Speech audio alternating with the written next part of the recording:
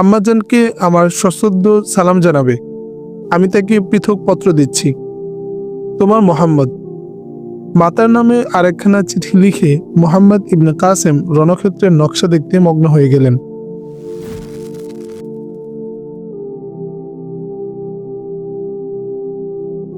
ফজরের নামাজের পর মুসলিম সৈন্য অস্ত্রশস্ত্রে সজ্জিত হয়ে সারিবদ্ধভাবে দণ্ডায়মান হলে মুহাম্মদ ইবনে কাসেম ঘোড়ায় চড়ে এক তেজময় বক্তৃতা করেন। আল্লাহ ও রাসূলের সৈনিকগণ, আজ তোমাদের বীরত্ব, তোমাদের ঈমান ও তোমাদের আত্মোৎসর্গের পরীক্ষার দিন। শত্রুর সংখ্যা দেখে ভীত হইও না। ইতিহাস সাক্ষ্য দিচ্ছে, অধর্ম ও ইসলামের সমস্ত বিগত যুদ্ধেই অসত্যের পতাকাধারীর সংখ্যা সত্যের পূজারীদের তুলনায় বেশিই ছিল। সত্য সাধকগণ প্রমাণ করে দেখিয়েছেন যে তাদের সৈন্যের শক্তি সংখ্যায় নয়, বরং ঈমানের দৃঢ়তা ও লক্ষ্যের উচ্চতায় সন্নিহিত। আমাদের যুদ্ধ কোনো জাতির বিরুদ্ধে নয়, বরং পৃথিবীর যেসব উদ্ধত লোক জগতে অশান্তির সৃষ্টি করে তাদের সকলের বিরুদ্ধে। আমরা ভূপৃষ্ঠে আমাদের শাসন নয়, বরং আল্লাহর শাসন প্রবর্তন করতে চাই। আমরা নিজেদের নিরাপত্তা এবং সঙ্গে সঙ্গে পৃথিবীর সমস্ত লোকের নিরাপত্তা চাই। আল্লাহর দুনিয়ায় নিরাপত্তার একমাত্র পন্থা ইসলাম। এই সে ধর্ম যা প্রভু ভিত্ত, গৌর কৃষ্ণ এবং আরব অনারবের পার্থক্য পৃথিবী হতে মুছে দেয়। আমাদের বাপদাদা এই উদ্দেশ্যে যুদ্ধ করেছিলেন। আল্লাহ তাদের মুষ্টিমেয় দলের সম্মুখে পৃথিবীর বৃহত্তম শক্তি ও প্রতিপত্তির অধিকারী সম্রাটের মস্তক নত করে দিয়েছেন। আরব অশ্বারোহী, নিজের ত্যাগের উপর তোমাদের গৌরব বোধ করা উচিত যে আল্লাহ তার ধর্ম প্রচারের জন্য তোমাকে নির্বাচন করেছেন। আল্লাহর পথে তোমার মন প্রাণ সমর্পণ করেছে এবং আল্লাহ তোমাদেরকে পৃথিবী ও আকাশের সমস্ত নিয়ামত প্রদানে কৃতার্থ করেছেন। সেদিনের কথা স্মরণ করো যখন আল্লাহ তার 313 জন অস্ত্র রসদবিহীন সেবককে শ্রেষ্ঠতম অস্ত্রশস্ত্রে সজ্জিত এক সহস্রের অধিক সৈন্যের উপর জয়ী করেছিলেন। কাদিসিয়া, ইয়ারমুক এবং আজনা দায়ানের রণক্ষেত্রে সত্যের পক্ষে এক তরবারি বিরুদ্ধে অসত্যের পক্ষে 10 বা ততোধিক ওসি কোষমুক্ত হয়েছে। কিন্তু আল্লাহ সর্বদাই সত্যকে জয়ী করেছেন। আজও আল্লাহ তোমাদের সাহায্য করবেন, কিন্তু মনে রেখো, বিধির বিধান অপরিবর্তনীয়। আল্লাহ কেবল তাদেরই সাহায্য করেন যারা নিজেদের সহায়। নিজের কর্তব্য পালন না করে তোমরা আল্লাহর আশিসের যোগ্য হতে পারবে না। বিধাতার স্নেহ হস্ত শুধু তারই প্রতি প্রসারিত হয় যে তীর বর্ষণের মাঝখানে বুক পেতে দিতে পারে, যারা নিজের লাশ দ্বারা পরীক্ষা পূর্ণ করতে পারে। বিধাতার অফুরন্ত দান কেবল সেসব জাতির জন্য যাদের ইতিহাসের প্রতি পৃষ্ঠা শহীদের রক্ত রঞ্জিত। মনে রেখো, বনি ইসরাইলও আল্লাহর প্রিয় জাতি ছিল, কিন্তু তারা যখন সত্যের পথে জিহাদ করার দায়িত্ব আল্লাহর ও রাসূলের উপর চাপিয়ে দিয়ে বিশ্রাম উপভোগ করতে শুরু করে দিল, বিধাতা তাদের পরিত্যাগ করলেন। কাজেই যে ভূখণ্ডে তাদের প্রতিপত্তির ধ্বজা একসময় উড্ডীন ছিল, আজ সেখানে তারা আশ্রয় পাচ্ছে না। আল্লাহ যেন কখনো সেদিন না দেখান যখন তোমাদের জীবন থেকে জিহাদের নির্ধারণ বিলীন হয়ে যাবে। আমার বন্ধু ও শ্রদ্ধেয়গণ, তোমাদের জন্য আজ এক কঠিন পরীক্ষার দিন। বদর ও হুনাইনের মুজাহিদগণের আদর্শ আজ তোমাদের অনুসরণ করতে হবে। কাদিসিয়া এবং ইয়ারমুকের শহীদদের পদচিহ্ন লক্ষ্য করে তোমাদের চলতে হবে। আমার দৃঢ় বিশ্বাস, আজকের দিনে বিজয় লাভের জন্য আল্লাহ যে বীর সৈন্যবাহিনীকে নির্বাচন করিয়েছেন সে তোমাদের কি। আমি জোর করে বলতে পারি, সত্যের তরবারির সামনে সিন্ধুর লৌহ রোম ও ইরানের লৌহের চেয়ে দৃঢ়তর প্রমাণিত হবে না।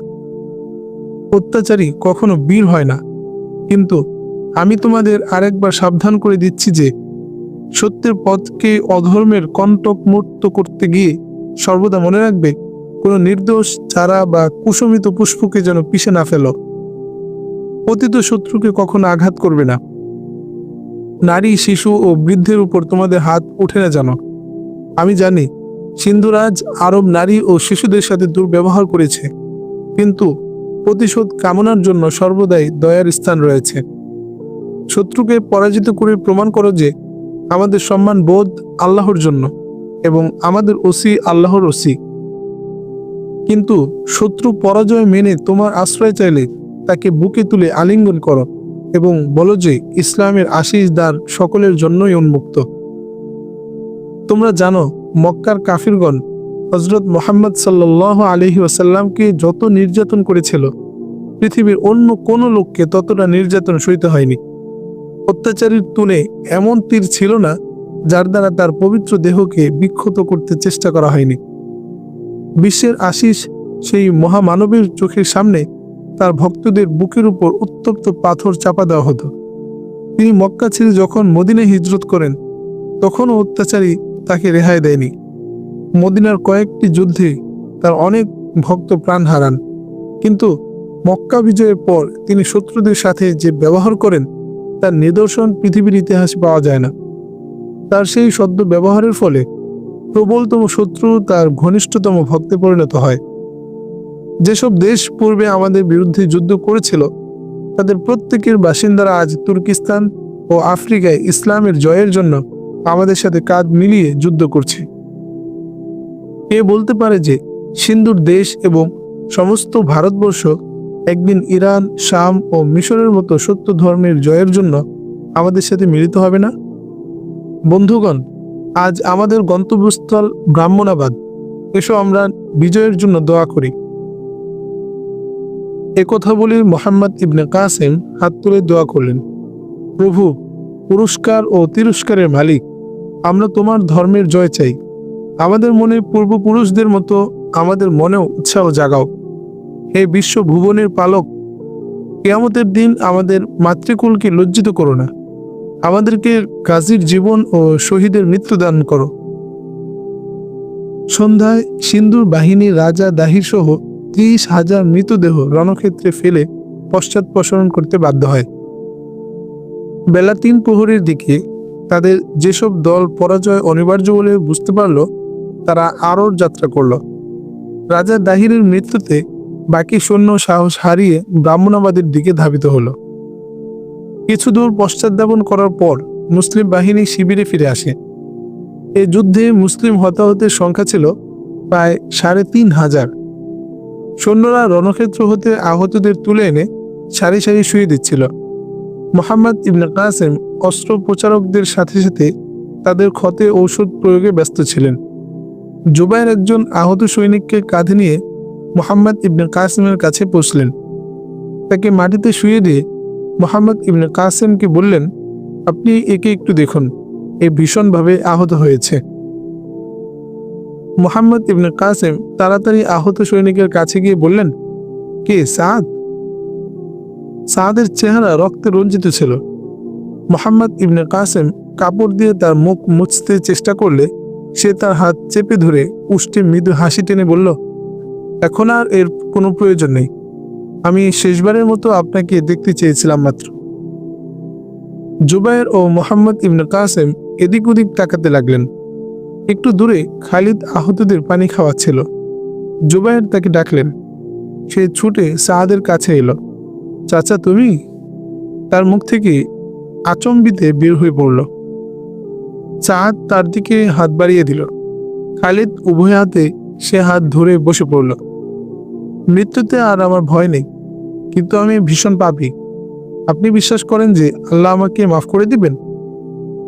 মুহাম্মদ ইবনে কাসেম বলেন, শহীদের রক্ত সমস্ত পাপ ধুয়ে তাকে নিষ্পাপ করে দেয়। সাদ খালিদের দিকে তাকিয়ে দুর্বল কণ্ঠে বলল, বৎস, জোহরার যত্ন করো। আর জুবায়ের, তোমাকে নাহিদ সম্বন্ধে কিছু বলার দরকার মনে করি না। কিছুক্ষণ পর্যন্ত সে পরপর এদের দিকে তাকাতে লাগলো। পরে মুহাম্মদ ইবনে কাসেমের উপর দৃষ্টি নিবদ্ধ করল। ক্রমে তার চক্ষের জ্যোতি ক্ষীণ হয়ে এলো। অতি কষ্টে কয়েকটি শ্বাস নেবার পর সে খালিদ ও মুহাম্মদ ইবনে কাসেমের হাত ছেড়ে দিল। ইতিমধ্যে সাদের আরো কয়েকজন বন্ধু এসে তার পাশে জমা হলো। মুহাম্মদ ইবনে কাসেম তার নাড়িতে হাত রেখে ইন্না লিল্লাহি ওয়া ইন্না ইলাইহি রাজিউন বলে উঠলেন। তিনি সহস্তে সাদের চক্ষু বন্ধ করে দিলেন। মুহাম্মদ ইবনে কাসেম উঠে আবার আহতদের সেবায় মনোযোগ দিতে যাচ্ছিলেন, এমন সময় এক অশ্বারোহী সামনে এক আহত ব্যক্তিকে বহন করে তার কাছে এসে পৌঁছল। মুহাম্মদ ইবনে কাসেম তাকে দেখেই বলে উঠলেন, ভীমসিংহ তুমি? একে? এক সৈনিক আহত ব্যক্তিকে ঘোড়া থেকে নামিয়ে নিচে শুয়ে দিল। ভীমসিংহ ঘোড়া হতে নামতে নামতে বললেন, খালিদ, তোমার পিতাকে দেখো। খালিদ মাথা নত করে সাআদের কাছে বসেছিল। সে চমকে পিছনে তাকালো। আহত ব্যক্তিকে দেখেই সে মৃদু চিৎকার দিয়ে ছুটে এসে তার মস্তক কোলে তুলে নিল। আব্বা, আমার আব্বা! আহত ব্যক্তির পক্ষ থেকে কোনো সাড়া শব্দ না পেয়ে সে ভীমসিংহকে জিজ্ঞেস করলো, আপনি কি কোথা থেকে নিয়ে এলেন? ইনি কি করে আহত হলেন? ভীমসিংহ বললেন, আমি, আমার বাবা আর ইনি আরোর বন্দিশালা থেকে এক সামরিক কর্মচারীর দয়ায় ফেরার হয়েছিলাম। পিতাজির নিষেধ সত্ত্বেও ইনি একদল সৈন্যকে আক্রমণ করেন। বাধ্য হয়ে আমি ও পিতাজি এর সহায়তা করি। এক সরাঘাতে পিতাজি ঘোড়া থেকে পড়ে গিয়ে হাতের পায়ের নিচে পিষ্ট হয়ে নিহত হন। কথা বলে তিনি নীরব হলেন এবং তার নয়ন হতে অশ্রু ঝরতে লাগলো। কিছুক্ষণ পর তিনি নিজেকে সামলাবার চেষ্টা করতে করতে বললেন, ইনি বেপরোয়াভাবে অগ্রসর হতে থাকেন। 5-6 জন সৈনিককে হত্যা করার পর ইনি আহত হয়ে ঘোড়া থেকে পড়ে যান। এর শেষ ইচ্ছা ছিল নিজের পুত্রকে দেখবার। আপনি ওকে ভালো করে দেখুন, বোধহয় এখনো জীবিত আছেন। মুহাম্মদ ইবনে কাসেম কয়েকজন সিপাহীর প্রতি ইশারা করে বললেন, তোমরা এর সাথে গিয়ে এর পিতাজির মৃতদেহ তুলে নিয়ে এসো। তিনি নিজে আবুল হাসানের দিকে মনোযোগ দিলেন। তার নারীর উপর হাত রেখে বললেন, ইনি অচেতন হয়েছেন, পানি আনো। এক সৈনিক এক গ্লাস পানি এনে দিল। মুহাম্মদ ইবনে কাসেম আবুল হাসানের মুখ তুলে তাকে কয়েক ঢোক পানি খাইয়ে দিলেন। আবুল হাসানের চেতনা ফিরে এলো এবং তিনি চোখ খুললেন, কিন্তু খালিদকে চিনতে পেরে কিছুক্ষণের জন্য আবার অচেতন হয়ে পড়লেন। পুনরায় তার চেতনা ফিরে এলে মুহাম্মদ ইবনে কাসেম তার ক্ষতে ওষুধ লাগিয়ে দিলেন। খালিদকে আবুল হাসান প্রথম প্রশ্ন করলেন, তোমার মা কোথায়? তিনি খালিদ ঘাবড়িয়ে গিয়ে এদিক ওদিক তাকাতে লাগলো। আবুল হাসান বিষণ্ণ হাসি হেসে বললেন, বৎস, ভয় পেও না, আমি বুঝেছি তিনি জীবিত নেই। নাহিদ কোথায়? সে দেবলে আছে। তাহলে তোমার স্ত্রীও সেখানে হবে? হায়, আমি মৃত্যুর পূর্বে যদি তাদের দেখতে পেতাম, কিন্তু তারা রয়েছে অনেক দূরে, আর আমার জীবন মাত্র কয়েক ঘন্টা বাকি আছে। মুহাম্মদ ইবনে কাসেম সান্ত্বনা দিতে গিয়ে বললেন, আপনি চিন্তা করবেন না, আমি এক্ষুনি তাদের ডেকে পাঠাচ্ছি। আল্লাহর ইচ্ছায় ডাকের ঘোড়ায় তারা পরশু এখানে পৌঁছে যাবে। আবুল হাসান কৃতজ্ঞ দৃষ্টিতে মুহাম্মদ ইবনে কাসেমের দিকে তাকিয়ে বললেন, ধন্যবাদ, কিন্তু হয়তো আমি পরশু পর্যন্ত জীবিত থাকব না। মুহাম্মদ ইবনে কাসেম বললেন, আপনার ক্ষত খুব বেশি বিপজ্জনক নয়। আপনাদের সাক্ষাৎ যদি বিধাতার অভীষ্ট হয় তাহলে তা অবশ্যই ঘটবে। চতুর্থ দিন সূর্যোদয়ের কিছুক্ষণ পরে আবুল হাসানের শয্যা পাশে মুহাম্মদ ইবনে কাসেম, খালিদ এবং জুবায়ের ছাড়া নাহিদ এবং জুহরাও উপস্থিত ছিল। নাহিদ ও জুহরা পূর্বদিন সন্ধ্যায় এখানে পৌঁছে। পথের ক্লান্তিতে অবসন্ন হওয়া সত্ত্বেও তারা খালিদ ও জুবাইরের মতো সমস্ত রাত্রি জেগে আবুল হাসানের সেবা শুশ্রূষা করে। শ্বাসকষ্টের একটু আগে নাহিদ ও জুহরার মতো খালিদের চোখেও অশ্রু দেখে আবুল হাসান বললেন, বৎস, আমি এর চেয়ে শ্রেয় মৃত্যু কামনা করতে পারতাম না। মৃত্যু উপলক্ষে অশ্রুবর্ষণ একটা পার্থিক প্রথা, কিন্তু শহীদের মৃত্যুতে এ প্রথা পালন করা শাহাদাতকে পরিহাস করা মাত্র। এরূপ অশ্রুসজল চোখে আমার দিকে তাকিও না। আমি অশ্রুকে ঘৃণা করি। জীবনের কঠোর গন্তব্যপথে মুসলমানদের মূলধন অশ্রু নয়, রক্ত। খালিদ চোখ মুছে বলল, আব্বাজান, আমাকে মাফ করুন।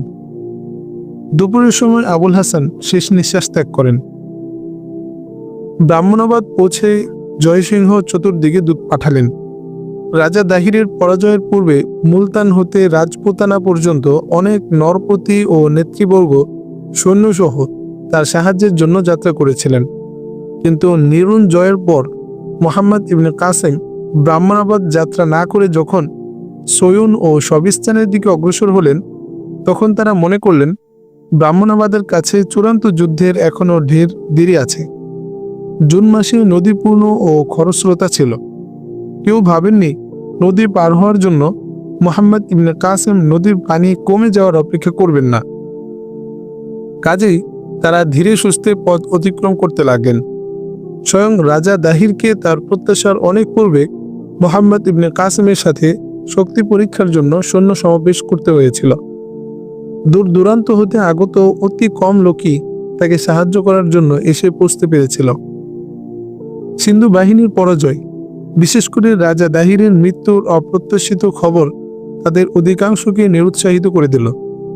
তারা জয়সিংহের সাহায্যের জন্য ব্রাহ্মণাবাদ পৌঁছার পরিবর্তে ফিরে যেতে লাগল।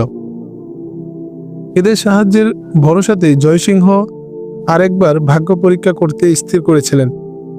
কাজেই তিনি প্রচার করলেন রাজা দাহির নিহত হননি। তিনি পরাজিত হয়ে দক্ষিণ ভারতের রাজন্যবর্গের সাহায্য সংগ্রহ করতে গিয়েছেন। কিছুদিনের মধ্যেই এক অপরাজেয় বাহিনী নিয়ে ব্রাহ্মণাবাদে ফিরে আসবেন। জয়সিংহের দূতেরা নিরাশ হয়ে প্রত্যাবর্তনকারী রাজন্য ও নেতৃবর্গকে এ সংবাদ শোনাবার পর তারা শেষ জয়ে অংশীদার হওয়ার লোভে তার পতাকা তলে এসে জড়ো হতে লাগল। মোহাম্মদ ইবনে কাসেম এ সংবাদ পেয়ে তৎক্ষণাৎ অগ্রসর হলেন। জয়সিংহের পতাকা তলে প্রায় 50,000 সৈন্য একত্রিত হয়েছিল। তারা শহর থেকে বাইরে এসে মোহাম্মদ ইবনে কাসেমের সম্মুখীন হল। মোহাম্মদ ইবনে কাসেমের সৈন্য বাহিনীতে সিন্ধুর অনেক সাধারণ লোক ছাড়াও কয়েকজন নেতৃবর্গ যোগ দিয়েছিল। নেতৃবর্গের নেতৃত্বের ভার ছিল ভীমসিংহের উপর। ব্রাহ্মণাবাদের নগর প্রাচীরের বাইরে ভীষণ যুদ্ধ সংঘটিত হল। জয়সিংহের রাজপুত সুহৃদবর্গ অত্যন্ত বীরত্বের সাথে যুদ্ধ করেন, কিন্তু আরব সৈন্যের মধ্যে অনেক স্বদেশবাসী যোদ্ধাকে দেখে সিন্ধি সৈন্যরা নিরুৎসাহিত হয়ে পড়ে। ভীমসিংহের কয়েকজন প্রাচীন বন্ধু তার আহ্বানে সাগ্রহী সাড়া দেয় এবং যুদ্ধ আরম্ভ হওয়ার পূর্বেই তারা মুসলিম বাহিনীতে যোগদান করে। তা সত্ত্বেও জয়সিংহ তার নব সাহায্যকারীদের উপর নির্ভর করেছিলেন। তিনি বীরত্বের সাথে প্রতিদ্বন্দ্বিতা করেন। তৃতীয় প্রহরে সিন্ধি বাহিনীতে ভাঙন ধরে। রণক্ষেত্রে 20,000 মৃতদেহ ফেলে জয়সিংহ দক্ষিণ দিকে পলায়ন করলেন। ব্রাহ্মণাবাদ প্রাসাদের এক প্রকোষ্ঠে রাজা দাহিরের কনিষ্ঠা ও প্রিয়তমা রানী স্বর্ণ সিংহাসনে সমাসীন ছিলেন। রানীর নাম লাটি। তার কমনীয় মুখে ক্লান্তি ও বেদনার চিহ্ন বিরাজিত। কয়েকজন পরিচারিকা ও নেতৃবর্গ করজোড়ে দণ্ডায়মান ছিল। প্রতাপ রায় নত মস্তকে ধীর পদক্ষেপে ঘরে প্রবেশ করল। রানীর নিকটে গিয়ে সে নিম্নস্বরে বলল, মহারানী, জয়সিংহের পরাজয় হয়েছে। শত্রুরা অল্পক্ষণের মধ্যেই নগর অধিকার করবে। এখন পালায়ন ছাড়া আর আমাদের উপায় নেই। আমরা সুড়ঙ্গ পথে বের হয়ে যেতে পারি। রানী কঠোর স্বরে জবাব দিলেন, পরাজয়ের খবর আমাকে দেওয়ার জন্য এ পরিচারিকাই যথেষ্ট ছিল। তুমি রণক্ষেত্র ছেড়ে চলে এলে কেন? মহারানীকে রক্ষা করা আমার কর্তব্য। এখন কথা কাটাকাটির সময় নেই। চলুন, আমি সুড়ঙ্গের অপর দিকে অশ্ব প্রস্তুত রেখেছি। আপনি কোনো বিপদের আশঙ্কা ছাড়াই আরবার পৌঁছতে পারবেন। রানী বিরক্ত হয়ে বললেন, তোমার মতো ভীরুর তত্ত্বাবধানে প্রাণ রক্ষার চেয়ে আমি শত্রুর হাতে প্রাণ দান শ্রেয় মনে করি। প্রতাপ রায় সংকুচিত হয়ে বলল, আমার প্রতি অবিচার হচ্ছে। আমি আপনার বিশ্বস্ত সেবক। তোমার বিচারের সময় এসে পড়েছে। কথা বলে রানী আসন ত্যাগ করে উঠে দাঁড়ালেন। প্রতাপ রায় ব্যস্ত হয়ে বলল, মহারানী, আপনি কি বলছেন? আমি আপনার মঙ্গলের জন্যই বলছি।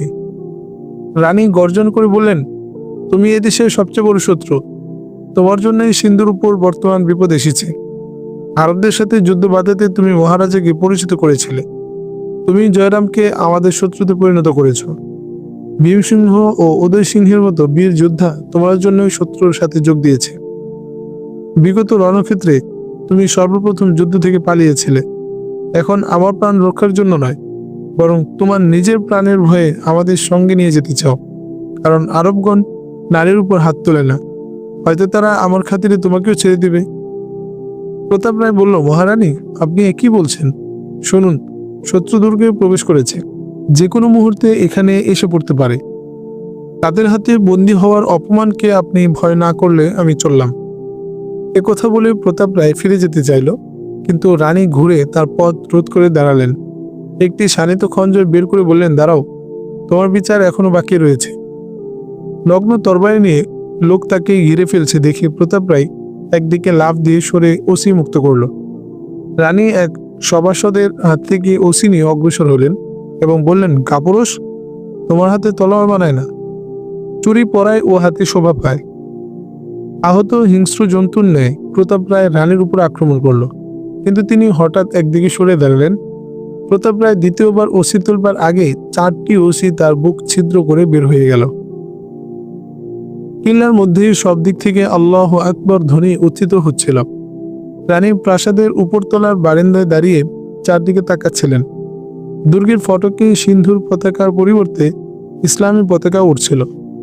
নিচের প্রশস্ত অঙ্গনে মুসলিম সৈন্য একত্রিত হচ্ছিল। সকলের পুরোভাগে এক তরুণ শ্বেত অশ্বের উপর আসীন ছিলেন এবং সিন্ধুর অসংখ্য সৈন্য মোহাম্মদ ইবনে কাসিমের জয় বলে চিৎকার দিচ্ছিল। জনৈক সভাসদ শ্বেত অশ্বের দিকে অঙ্গুলি নির্দেশ করে রানীকে বলল, ওই যে মোহাম্মদ ইবনে কাসিম। রানী যেসব লোক তার পাশে জড়ো হচ্ছিল তাদেরকে পিছনে সরে যাবার হুকুম দিয়ে নিজে এক স্তম্ভের আড়ালে দাঁড়ালেন। একজন বৃদ্ধ সর্দার অগ্রসর হয়ে বলল, মহারানী, এখনো পালাবার সময় আছে। রানী এক সৈনিকের হাত থেকে তীর ও ধনুক কেড়ে নিয়ে মোহাম্মদ ইবনে কাসিমের দিকে লক্ষ্য স্থির করতে করতে বললেন, পালায়নকারী রাজা রানীদের জন্য পৃথিবীতে কোথাও স্থান নেই। কিন্তু হঠাৎ পদশব্দ শুনে রানীর মনোযোগ কিছুক্ষণের জন্য বাম দিকের দরজার দিকে আকৃষ্ট হলো। ভীমসিংহ কয়েকজন নেতৃবর্গ সহ উপস্থিত হলেন। রানী তাকে দেখে মুখ ফিরিয়ে নিলেন এবং আবার মোহাম্মদ ইবনে কাসিমের দিকে লক্ষ্য স্থির করতে লাগলেন। নিচে কয়েকজন সৈন্য হইচই করে উঠল। মোহাম্মদ ইবনে কাসিম হঠাৎ একদিকে ঝুঁকলেন।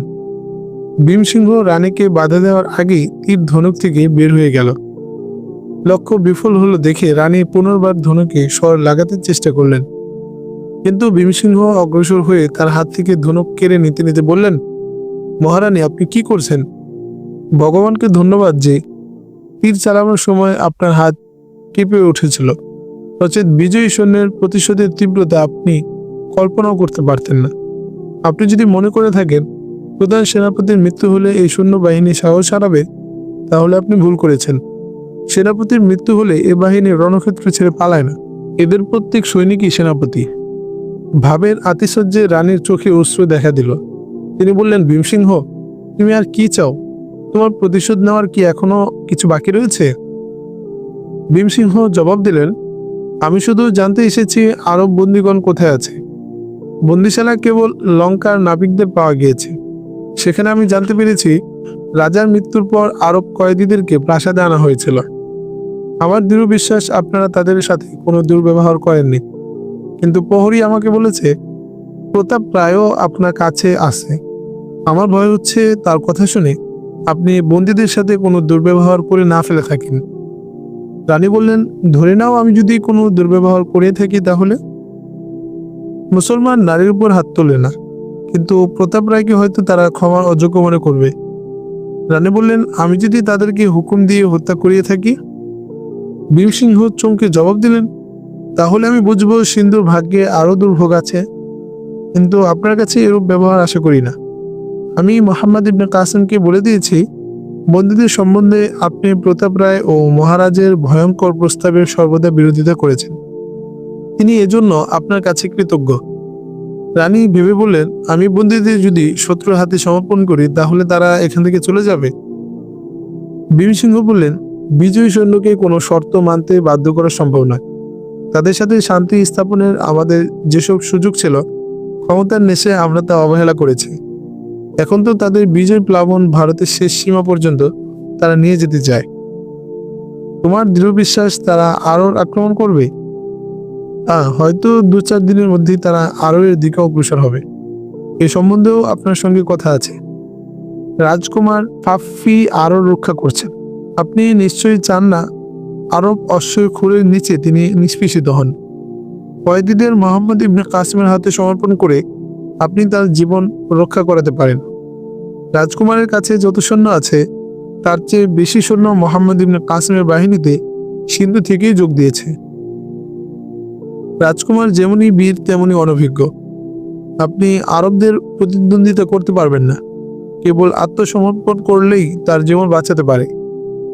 রানী আরো কিছুক্ষণ ইতস্তত করে বললেন, আমি শুনেছি আরবরা অত্যন্ত অর্থলোভী। তারা যদি ফিরে যেতে চায় তাহলে ব্রাহ্মণাবাদ ছাড়া আরবের রাজকোষও তাদের আমি দিয়ে দিতে পারি। ভীমসিংহ বললেন, তারা এক নীতির জন্য যুদ্ধ করছে, এখানে ব্যবসা করতে আসেনি। তোমার মনে আরবদের জন্য শ্রদ্ধা অত্যন্ত গভীর। তারা তোমাকে জাদু করেছে, তাই না?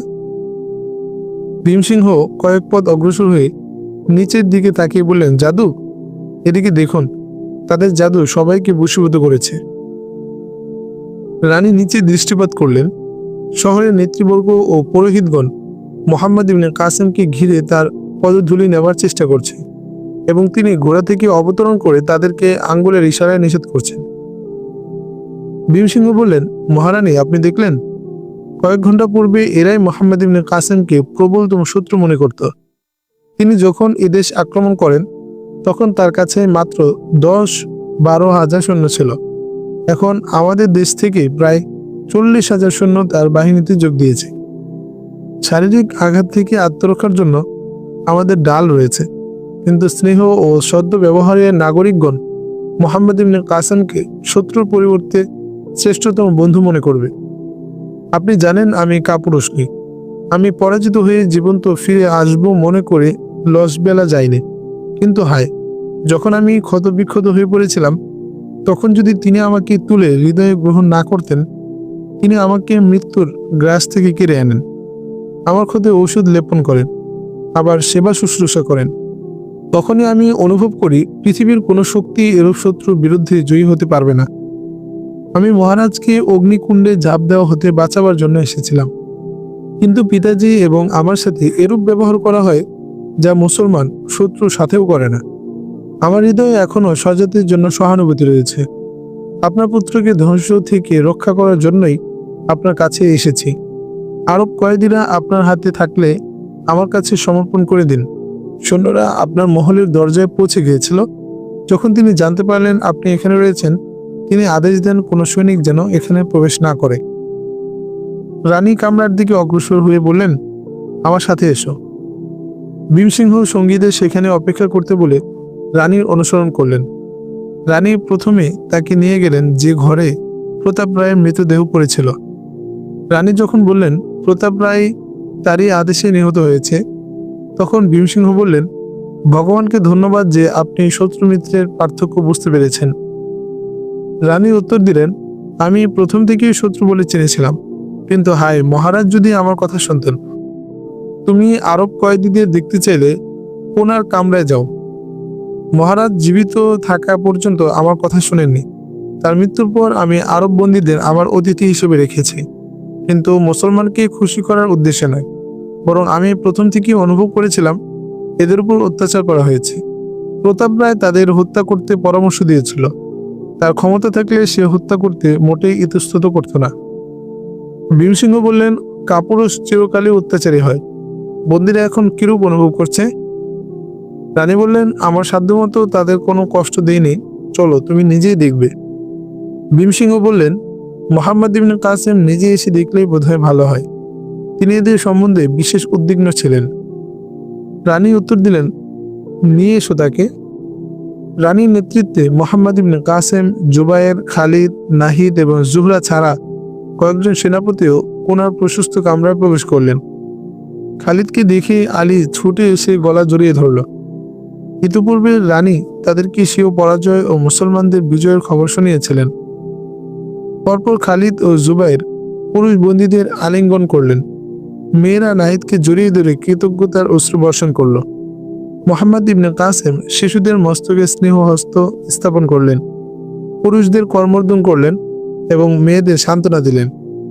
সবশেষে তিনি রানীকে সম্বোধন করে বললেন, মহানুভব রানী, আমি আপনার কাছে কৃতজ্ঞ। রানী এই প্রথম মোহাম্মদ ইবনে কাসেমের দিকে ভালো করে তাকালেন। তার নয়ন সাক্ষ্য দিচ্ছিল যে তার কথা কেবল আনুষ্ঠানিক বলি নয়। মোহাম্মদ ইবনে কাসেম খালিদ ও জুবাইরকে বললেন, আমার ঢের কাজ পড়ে আছে, তোমরা এদিকে সঙ্গে নিয়ে বাসস্থানে চলে যাও। রানী একটু ইতস্তত করে বললেন, এরা প্রাসাদেই থাকতে পারেন। মোহাম্মদ ইবনে কাসেম বললেন, ধন্যবাদ, কিন্তু তাতে আপনার অসুবিধা হবে। রানী বললেন, আপনি আমাকে বন্দি না করে থাকলে আমি কালই আরব চলে যাব এবং সমস্ত প্রাসাদ আপনার জন্য খালি হয়ে যাবে। মোহাম্মদ ইবনে কাসিম বললেন, আপনার কি করে সন্দেহ হলো মুসলমান এভাবে আতিথেয়তার প্রতিদান করে? আপনি যদি আরও যেতে চান তবে আমি ব্রাহ্মণাবাদের কয়েকজন সামন্তকে আপনার সাথে দিতে পারি। রানী মোহাম্মদ ইবনে কাসিমকে আপাতমস্তক দেখে নিয়ে বললেন, আমি আরও চলে গেলে আপনার সৈন্য আমার পশ্চাৎদমন করবে নাকি? মোহাম্মদ ইবনে কাসিম বললেন, আরোর অত্যাচারী সামনের শেষ দুর্গ, সেটা জয় করার সংকল্প আমি পরিত্যাগ করতে পারি না। সেখানে এরূপ বন্দিশালার খবর শুনেছি, যেখানে আবুল হাসানের মতো অনেক কয়েদি ধুকে ধুকে মরছে। আবুল হাসান তো ফেরার হয়েছে। সেখানের অন্য বন্দিরা আমাদেরই প্রজা, তাদের ব্যবস্থা আমাদেরই বিবেচ্য। আপনাদের আইন আমাদের আইনের চেয়ে শ্রেষ্ঠ হলে তার নিজের দেশেই চালান, আমাদেরকে সেই অবস্থায় থাকতে দিন। আরবদের সাথে দুর্ব্যবহার করার শাস্তি আমরা প্রাপ্যের চেয়েও বেশি পেয়েছি, কিন্তু আমাদের দাবি অন্য প্রকার। দেশ আল্লাহর, কাজেই আল্লাহর আইনই প্রবর্তিত হবে। আমরা রাজা প্রজার পার্থক্য মিটিয়ে দিয়ে সমস্ত মানব জাতিকে একই স্তরে আনতে চাই। অত্যাচার ও স্বেচ্ছাচারের পরিবর্তে আমরা ন্যায় ও সাম্যের শাসন প্রতিষ্ঠা করতে চাই। রানী বললেন, রাজ্য প্রজা বীরত্ব ভারতের প্রত্যেক রাজ্যে রয়েছে। ভারতের অন্যান্য রাজ্যে যেমন মানবের গড়া আইন প্রচলিত থাকায় আপনি আপত্তি করছেন না, তেমনি আরবকে তার বর্তমান শাসনাধীন থাকতে দেওয়া কি সম্ভব নয়? মোহাম্মদ ইবনে কাসিম বললেন, আমাদের সম্বন্ধে আপনার ভুল ধারণা হয়েছে। আরব আমাদের শেষ লক্ষ্য নয়। এই বিপ্লবের বাণী আমি ভারতের শেষ সীমা পর্যন্ত নিয়ে যেতে চাই। সিন্ধি দেশের প্রতি আমাদের মনোযোগ সর্বপ্রথম আকৃষ্ট হয়েছে এজন্য যে এখানকারই অত্যাচারিত মানবতার বিক্ষুব্ধ স্বর আমাদের কানে সর্বপ্রথম পৌঁছেছে। রানী আবার মোহাম্মদ ইবনে কাসিমের দিকে ভালো করে তাকালেন। তিনি বললেন, তাহলে আপনি সমস্ত ভারতবর্ষ জয়ের স্বপ্ন দেখছেন? হ্যাঁ, আমি সারা ভারতবর্ষে ইসলামের জয় চাই, এটাই আমার স্বপ্ন।